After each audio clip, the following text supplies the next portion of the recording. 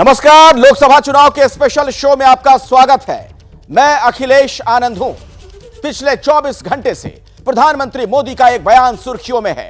मोदी ने कांग्रेस पर पोलराइजेशन के आरोप लगाए, घुसपैठियों का सपोर्ट करने की बात कही। इसी बयान को विरोधी दलों ने मुद्दा बना लिया और चुनाव का पैटर्न विकास सरकार की योजनाओं से शिफ्ट होकर धर्म पर आ गया। तो सवाल है, पहले चरण के चुनाव के बाद और दूसरे चरण से पहले क्या इस तरह के बयान किसी रणनीति के तहत दिए जा रहे हैं, या फिर चुनाव में नेताओं की लाइन लेंथ बदलना आम बात है? क्या वाकई ध्रुवीकरण के नाम पर आगे का चुनाव लड़ा जाएगा, या फिर एक बार फिर ग्राउंड पर विकास की बातें वोटरों को मतदान केंद्र तक लेकर आएंगी? इसी समीकरण को समझने के लिए हमारे संवाददाता श्रीनिवास बिहार के अररिया में थे। जनता का मूड कैसा था, वोट किस पर पड़ेगा, जाति के नाम पर पड़ेगा क्या, इस एक्सक्लूसिव रिपोर्ट के जरिए समझते हैं।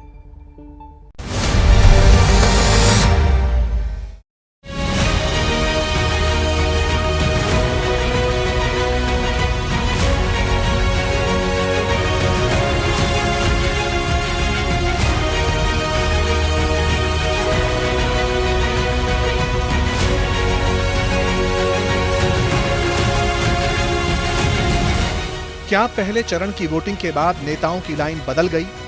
पहले जब उनकी सरकार थी उन्होंने कहा था कि देश की संपत्ति पर पहला अधिकार मुसलमानों का है। क्या विकास, इंफ्रास्ट्रक्चर और राष्ट्रवाद बैक सीट पर चले गए? मनमोहन सिंह, आपके प्रधानमंत्री ने कहा था संसाधन पर पहला अधिकार माइनॉरिटी का है, आदिवासी दलित का नहीं है। क्या अब मंदिर, मुसलमान, घुसपैठियों पर चुनाव लड़ा जाएगा? ये संपत्ति इकट्ठी करके किसको बांटेंगे? जिनके ज्यादा बच्चे हैं उनको बांटेंगे, घुसपैठियों को बांटेंगे। क्या आपकी मेहनत की कमाई का पैसा घुसपैठियों को दिया जाएगा? ऐसा क्या हो गया कि नेताओं को अब कसम खानी पड़ रही है, मां के दूध की याद दिलानी पड़ रही है? बार भारतीय जनता पार्टी का झंडा पश्चिम बंगाल में फहरा दीजिए। हम ये देखते हैं किसने मां का दूध पिया है जो संदेश खाली जैसी घटना करने की जरूरत कर सकता है। क्या पहले चरण की कम वोटिंग ने बड़े बड़े मुद्दों का मीटर डाउन कर दिया? बहनों और भाइयों, ब्रज भूमि का भी अब नंबर आने वाला है। अयोध्या और काशी ने अपने लक्ष्यों को प्राप्त कर लिया है। अब तो बारी आप ही की है। एक तरफ कांग्रेस थी, राम जन्मभूमि के लिए हमसे कहते थे क्या प्रमाण है कि राम का जन्म अयोध्या में हुआ। इन दलों ने तब ये भी कहा था कि राम और कृष्ण तो हुए ही नहीं। सियासत की शतरंज अब पुरानी बात हो गई। पॉलिटिकल मार्केट में अब कठपुतली डांस का शोर है। एक ऐसी कला जिसमें एक शख्स उंगलियां घुमाता है, कठपुतली नचाता है और जनता ताली बजाती है। आप सोच रहे होंगे कि चुनावी शोरगुल के बीच कठपुतली की बात क्यों? तो इसका जवाब भी बयानों के भवसागर में छिपा है। कांग्रेस पर मोदी का यह बयान चर्चा के केंद्र में है। पहले जब उनकी सरकार थी उन्होंने कहा था कि देश की संपत्ति पर पहला अधिकार मुसलमानों का है। इसका मतलब ये संपत्ति इकट्ठी करके किसको बांटेंगे? जिनके ज्यादा बच्चे हैं उनको बांटेंगे, घुसपैठियों को बांटेंगे। क्या आपकी मेहनत की कमाई का पैसा घुसपैठियों को दिया जाएगा?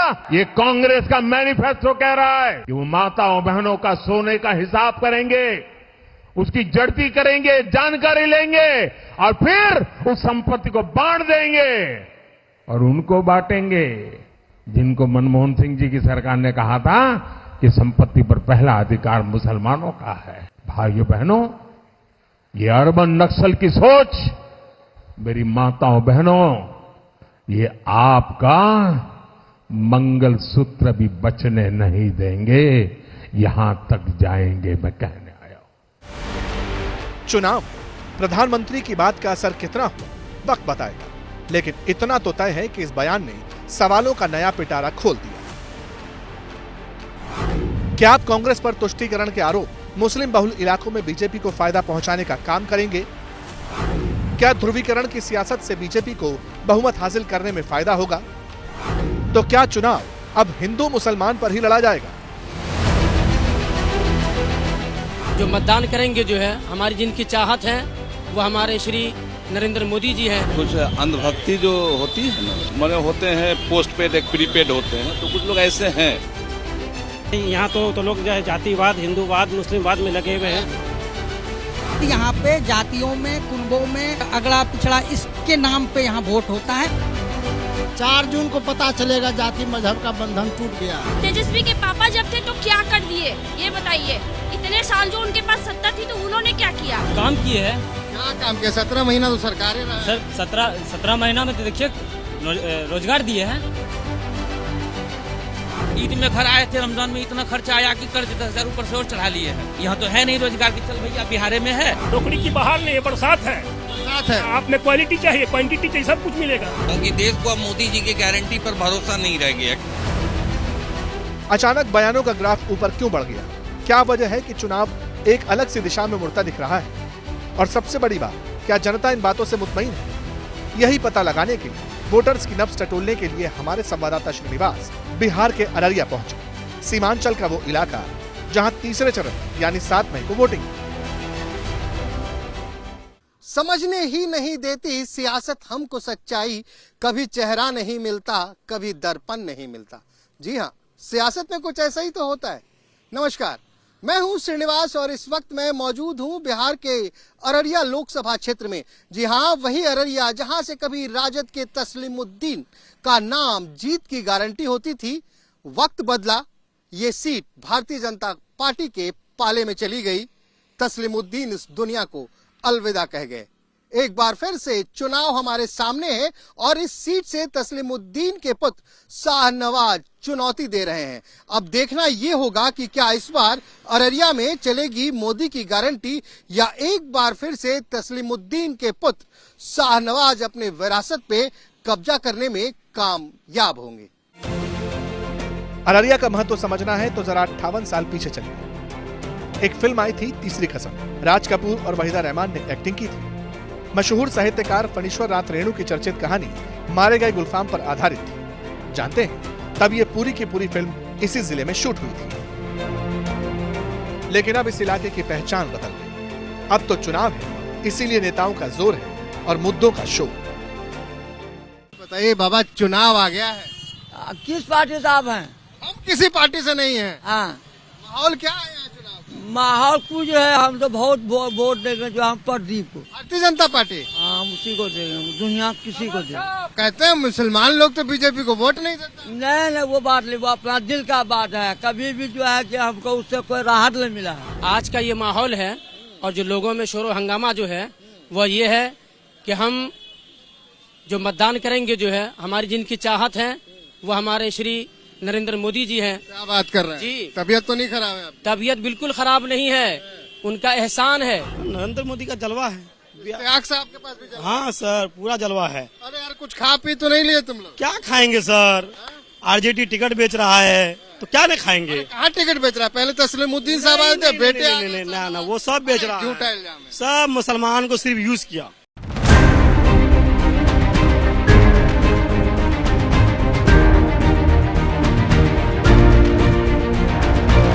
तो ग्राउंड का पहला सर्वे आया। मोदी, मुसलमान और मतदान में खुलकर केंद्र सरकार की नीतियों की बात हुई। सांसद के काम की तारीफ हुई। लेकिन क्या ये अररिया के सभी वोटरों के मन की बात है? मन में मोदी का काम और योजनाओं का नाम बसता है?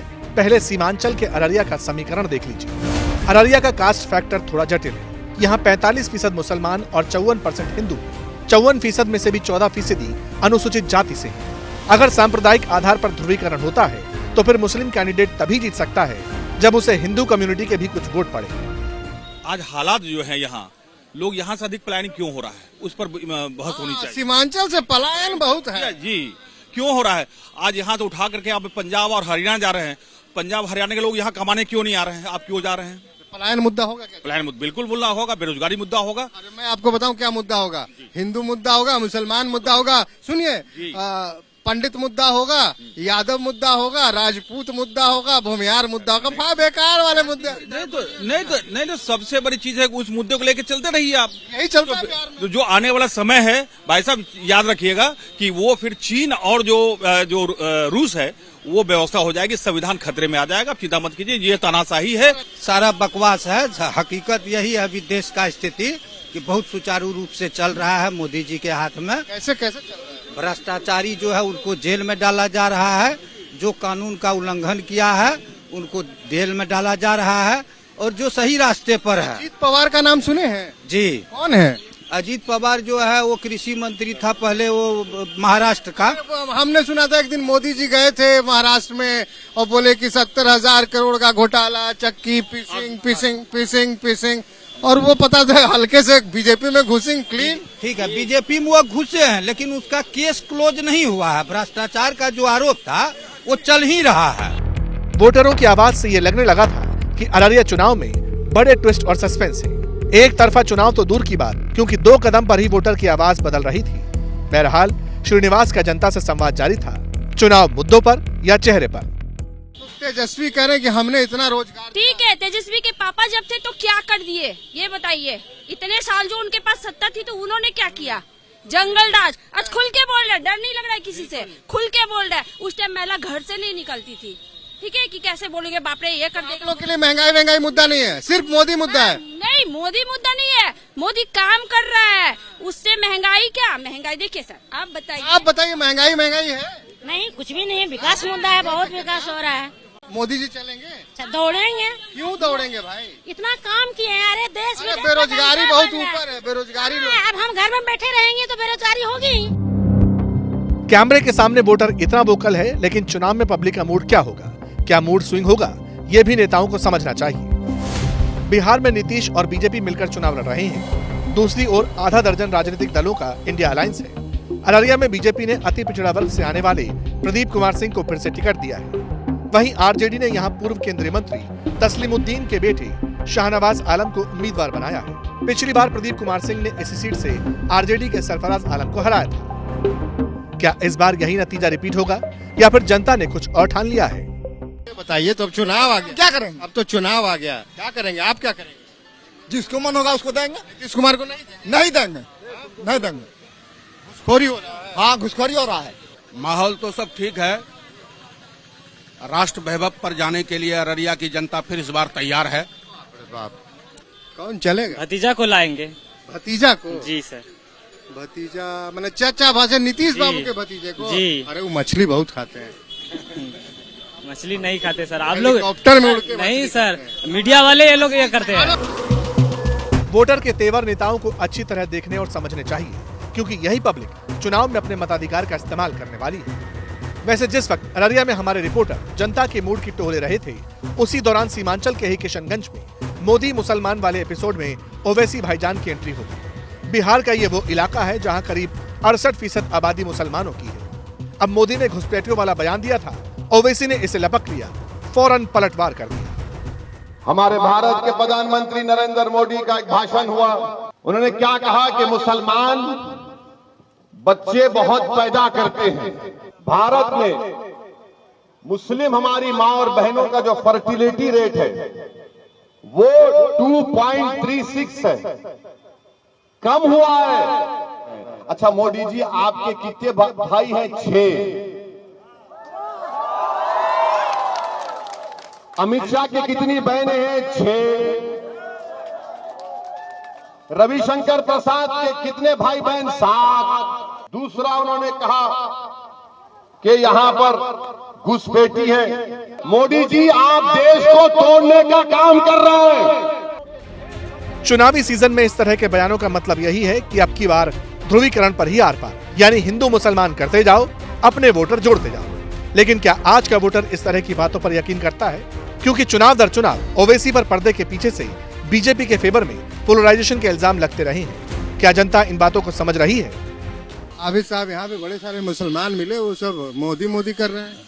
देखिए, कुछ अंधभक्ति जो होती है ना, मुसलमानों में भी घुस गई। नहीं, मुसलमानों में घुस नहीं गई। और कुछ लोग मने होते हैं पोस्ट पेड, एक प्रीपेड होते हैं, तो कुछ लोग ऐसे हैं। अच्छा, पोस्ट पेड प्रीपेड है। हाँ, मैं कहता हूँ राशन बंटवाया मोदी, सुलभ शौचालय मोदी, आवास दिया मोदी, आयुष्मान कार्ड मोदी, सुकन्या योजना मोदी, शक्ति बंधन योजना मोदी, हॉस्पिटल दिया मोदी, 4 लाइन दिया मोदी, 6 लेन दिया मोदी, अमृत रेलवे स्टेशन दिया मोदी, नारी शक्ति बंधन योजना दिया मोदी, सब कुछ तो मोदी दिया। फिर क्या कहते हैं, 370 हटाए मोदी, 3 तलाक हटाए मोदी, सीए लाए मोदी, 5 साल रामचंद्र जी टेंट में रहे, आप राज्यसभा का रास्ता मंदिर बनवाए मोदी, राम जी को लाए मोदी। इन्होंने जो ने कहा रेलवे किसने दिया, मोदी।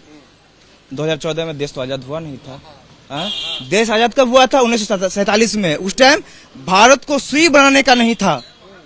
उस स्थिति में भूखमरी की स्थिति में जवाहरलाल नेहरू ने उस स्थिति में देश का प्रधानमंत्री बने, उस स्थिति में देश को संभाला, वेल दिया मोदी। झूठ बोल रहे हैं, वो तो आप खुद जानते हैं कौन करे मोदी मंदिर बनवाए, मोदी मंदिर बनवाए हैं, मोदी मंदिर बनवाए हैं, या देश का सुप्रीम कोर्ट ने आदेश दिया तब बना है। मोदी वाले गाने के काउंटर के तौर पर सवालों के बाण भी इंतजार कर रहे थे। गौर से सुनिएगा, श्रीनिवास ने किसी को नहीं छोड़ा, सबके तर्क कैमरे में रिकॉर्ड किए, और जागरूक वोटर के लिए हर तर्क को सुनना समझना जरूरी है।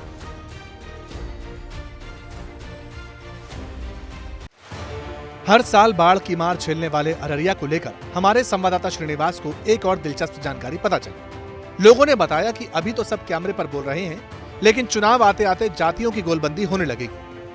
सवाल, क्या बिहार में जाति पर ही चुनाव होता है? क्या इस बार एनडीए के लिए जाति की दीवार तोड़ना मुश्किल है? क्या मुस्लिम और यादव वाला समीकरण हावी हो जाएगा? मोदी जी के पास तो बोलने के लिए कुछ है नहीं, तो वो क्या बोलेंगे? हम मोदी जी के साथ जाएंगे। क्यों जाएंगे? विकास दिए हैं, विकास दिए हैं, विकास दिए हैं। उसके पहले अंधकार था, शिक्षा है, सब कुछ है। नौकरी की बहार है, नौकरी की बहार नहीं है, बरसात है। लालटेन में तेल आप कहाँ दैसे जरते? लालटेन में तेल नहीं है ना, लालटेनों खत्म, किरासन तेलों खत्म। मोदी जी को वोट महंगाई के नाम पर नहीं पड़ा है, मोदी जी का वोट विश्व के पटल पर खुट्टा गाड़ने का मिला है। ये सारी बातें इसलिए भी हो रही है क्योंकि इस बार पहले चरण के चुनाव के बाद ये अंदाजा हो गया कि ये चुनाव जितना आसान समझा जा रहा था उतना है नहीं, खासकर बीजेपी के लिए। और इसकी वजह भी है, और उन्हें बीते 2 लोकसभा चुनाव के पैटर्न से समझने की जरूरत है। 2014 में बीजेपी ने मोदी को चेहरा बनाया था, तब यूपीए सरकार के 10 साल के शासन वाली एंटी इनकम्बेंसी थी। ऊपर से करप्शन के खिलाफ लोकपाल आंदोलन ने कैटलिस्ट का काम किया। 2019 का चुनाव मोदी के लिए इसलिए आसान बना क्योंकि सामने मजबूत विपक्ष नहीं था। दूसरी बात यह कि तब चुनाव से पहले पुलवामा हमले के जवाब के तौर पर बालाकोट एयर स्ट्राइक हुई। राष्ट्रवाद के मुद्दे ने जाति और धर्म की दीवार गिरा दी, और नेशन फर्स्ट के माहौल में बीजेपी 300 पार चली गई। सवाल है, अररिया में जाति चलेगी या विकास? वैसे इस जिले का 90% से ज्यादा हिस्सा ग्रामीण है, इसीलिए श्रीनिवास गांव देहात भी पहुंचे।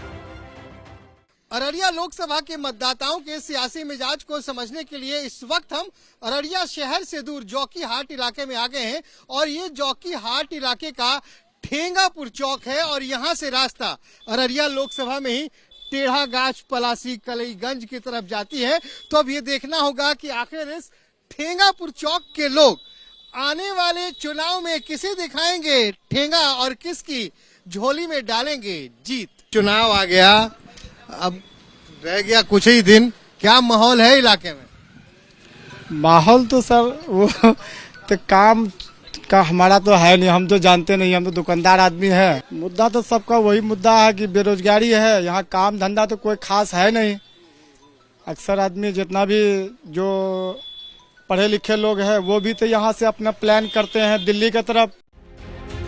प्रचंड बहुमत पर सवार मोदी इस बार चुनाव मैदान में है, लेकिन लगता है प्रचंड मुद्दों की कमी है। ऐसा माना जा रहा है कि लोग पोलिंग बूथ में इसलिए नहीं जा रहे क्योंकि उन्हें मतदान केंद्र तक जाने की कोई ठोस वजह नहीं मिल रही। हो सकता है इसी वजह से शायद पहले फेज में कम वोटिंग हुई और वोटर जाति में बढ़ता भी नजर आए। सवाल है, अररिया में जाति चलेगी या विकास? वैसे इस जिले का 90% से ज्यादा हिस्सा ग्रामीण है, इसीलिए श्रीनिवास गाँव देहात भी पहुँचे। अब यहाँ एक नया समीकरण था, यानी ग्रामीण बस्ती का वोटर जिधर जाएगा वो कैंडिडेट हैवीवेट बन जाएगा। वैसे इस सीट पर आरजेडी भी 2 बार जीत चुकी है, लेकिन अगर विधानसभा सीटों के नतीजों को देखें तो 6 में से 3 पर बीजेपी की जीत हुई। हालांकि कोरोना के बाद कई लोग वापस लौट आए और इनके लिए पलायन अब भी बड़ा मुद्दा है।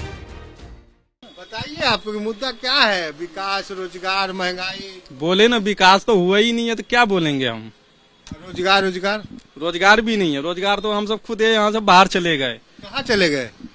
और कहाँ, केरला की तरफ कर रहे हैं। मुझे यहाँ आने पे समझ में आया, 2-3 लोगों से बात की, रास्ते में भी वैसे चलते फिरते पूछा था, तो यहाँ पलायन बहुत ज्यादा है। और देखिए ये तमाम युवा हमें मिल गए, कोई केरला में रहता है, कोई दिल्ली में रहता है। चलिए जी, हम लोग भी पढ़े लिखे आदमी हैं, ऐसी बात नहीं है। पढ़े लिखे होकर के बाहर में जाकर के किसी कंपनी में नौकरी कर रहे हैं, 15,000, 18,000, 20,000 में दूसरे के यहाँ हुजूरी कर रहे हैं। अपना बिहार में रहते, अपना बिहार के अंदर जो है कि हम अच्छा विकास करते, सब कुछ करते। तो ग्राउंड जीरो पर क्या हकीकत है, मोदी फैक्टर के जरिए ये तमाम जानकारियां हम आप तक पहुंचा रहे हैं। अलग अलग इलाकों में हमारे संवाददाता पहुंचते हैं, लोगों के मन में क्या है उस नब्ज को टटोलने का हम प्रयास कर रहे हैं।